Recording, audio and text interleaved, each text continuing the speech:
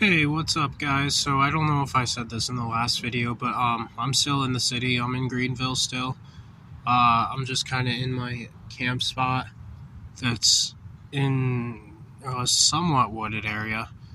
Not that wooded, but somewhat. Um, but yeah, anyways, today I wanted to, yeah, sorry, this is the second time trying to film this because, I accidentally ran out of battery power. I had to clear out some storage real quick. But anyways,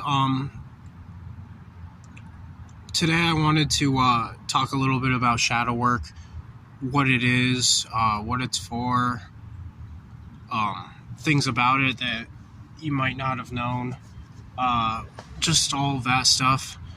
And anyways, basically, I want to start by explaining what it is exactly, because I've heard a lot of people talk negatively about it, thinking that it's something bad just because it has the name shadow work. Like, I've heard people saying how shadow workers are people that put curses on people and stuff like that. And no, I just want to clear up the negative air around it.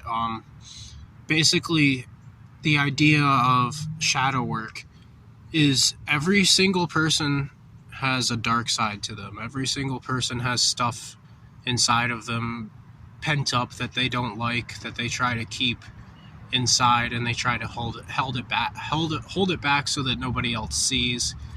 And a lot of the times they even go as far as to deny that part of themselves and pretend like it's not there. And just a sec, I'm gonna drink a little bit of water quick because I'm thirsty.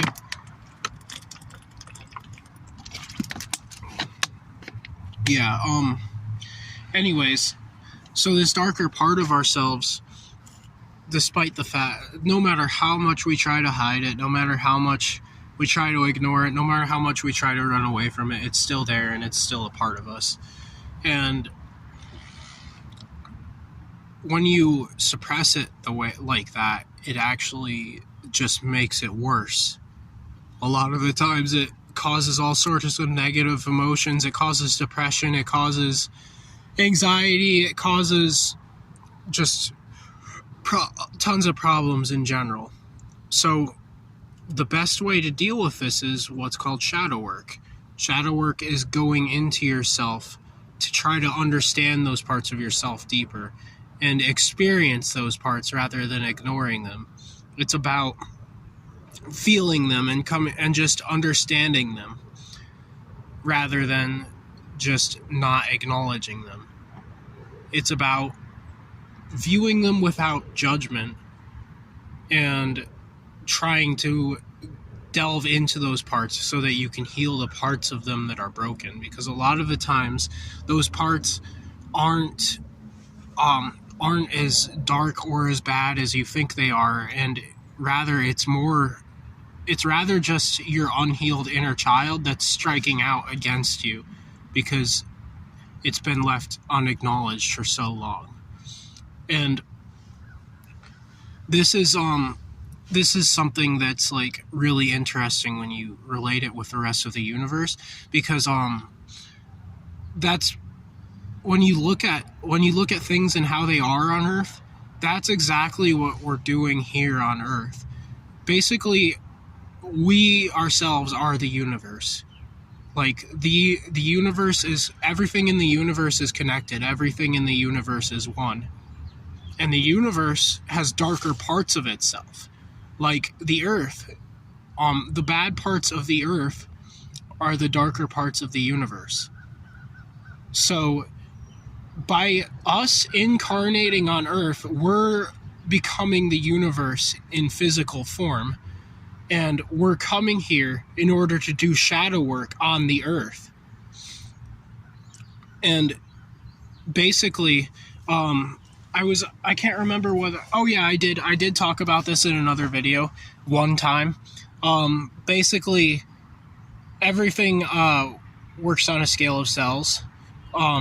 each of us are the cells of the universe, and then each of our cells are also conscious beings just living in another dimension because they're on a much smaller scale. And everything that happens in their world feels like a lifetime to them, while it feels like just mere seconds to us. So basically, each cell actually, I believe, actually reincarnates and goes through the reincarnation cycle. Every time it dies, it becomes something bigger, I believe, and evolves. And I also, and so basically, even our universe is one giant cell in another universe. And so basically, what the meaning behind this is that we're experiencing shadow work on a very grand and cosmic scale. And basically, like, the idea that we should be trying, what we should be trying to do is we should be trying to heal each of our individual cells on an individual level. And the idea is that we should, like, the way that we do that is we lower ourselves in vibration and go down to that level in order to bring those cells back up in vibration.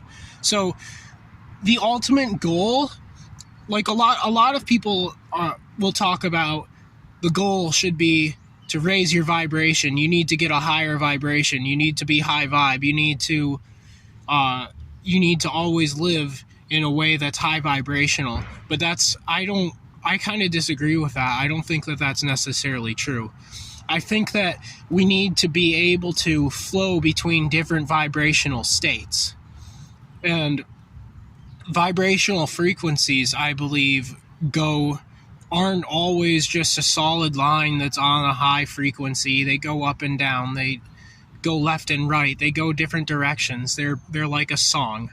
And I talked about this in my video Frequencies at one point. But anyways, so the idea should be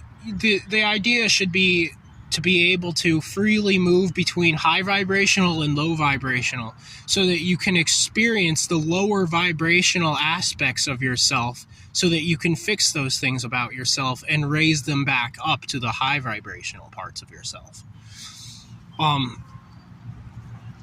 So yeah, like, basically the whole idea is that the entire universe is experiencing shadow work, is doing shadow work on itself, and that's part of what reincarnation is. That's why we incarnate on the physical world, in order to heal the parts of ourselves as the universe in those places that we reincarnate on.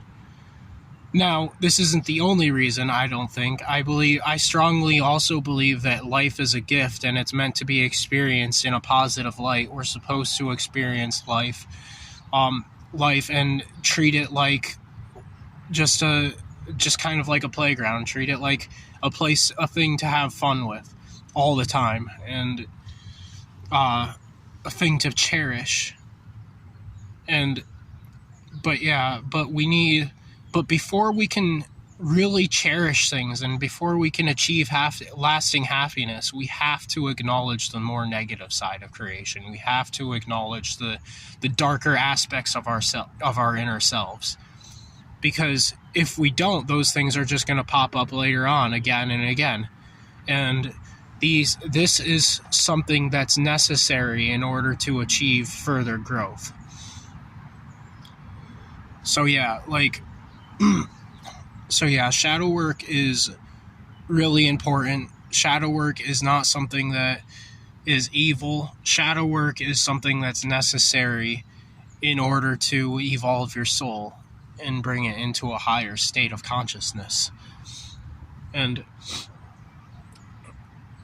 people, and like, another thing is that a lot of people will ridicule people for being in lower states of consciousness.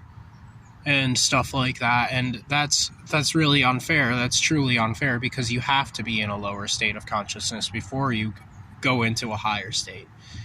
And like these people, the people that are in lower states of consciousness don't always recognize that. But the truth is that they themselves are unconsciously doing the work to evolve their souls just from being in those lower states of consciousness, I believe.